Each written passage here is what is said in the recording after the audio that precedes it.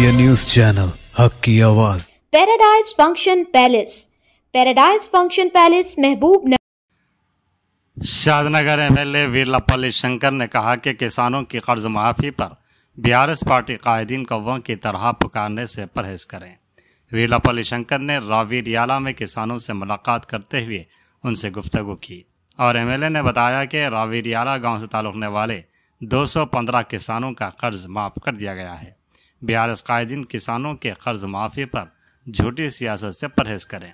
Congress party अपने वादों के मुताबिक तमाम वादों को पूरा करेगी।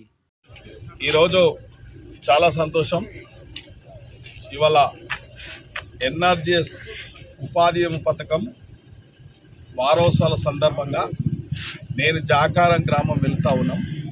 ఇక్కడ రావిరాల గ్రామస్తులు రైతులందరూ కలిసి మా కాంగ్రెస్ కార్యకర్తలు కూడా కలిసి ఈ గ్రామానికి 215 మంది రైతులకు రుణమాఫీ చేయడం జరిగింది।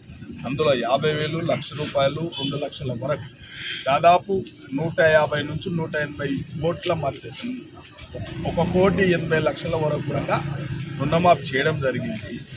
కొందరు పని చేయజాలనోళ్ళు మాట దప్పెటోళ్ళు మాటలే మూటలుగా చూపించిన సన్నాసులందరూ కూడా రుణమాఫీ కాలేదని చెప్పి దాదాపు ఇలా ఈ రావిరాల గ్రామంలోనే 215 మంది రుణమాఫీ। ఇవాళ మిగతా కూడా ఇంకా 10-15 మంది ఉన్నారు। ఇవాళ వాస్తవానికి ఆ 10-15 మంది కూడా 2 లక్షల మీద ఉంది కాబట్టి తప్పకుండా త్వరలో అది కూడా చేయబోతా ఉన్నాం।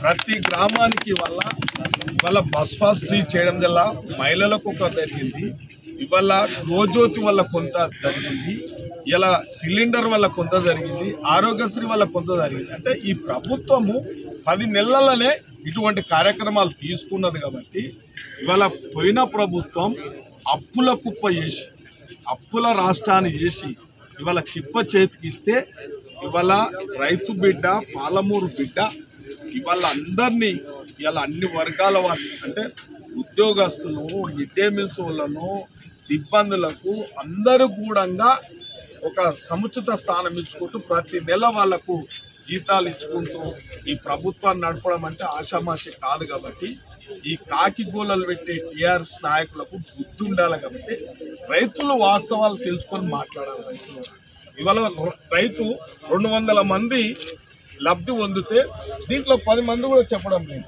ప్రభుత్వానికి అండగా నిలబడడం లేదు। ఇవాళ ప్రభుత్వానికి రైతులు అండగా నిలబడాల్సిన బాధ్యత వచ్చింది కాబట్టి మేము కూడా గ్రామంలో తిరిగి ఎంతమందికి రైతులకు ఇంకా ఇబ్బంది ఉందో చూడడానికి కూడా ఇలా జాకారం పోతా ఉంటే రావిరాల గ్రామస్తులు వాస్తవాలు చెప్పారు కాబట్టి ఇలా పత్రికా సోదరులు కూడా వాస్తవాలే చెప్తున్నాం। అలా అవసరం అనుకుంటే ఈ డాటా కూడా మీరు తీసుకోవచ్చు రావిరాల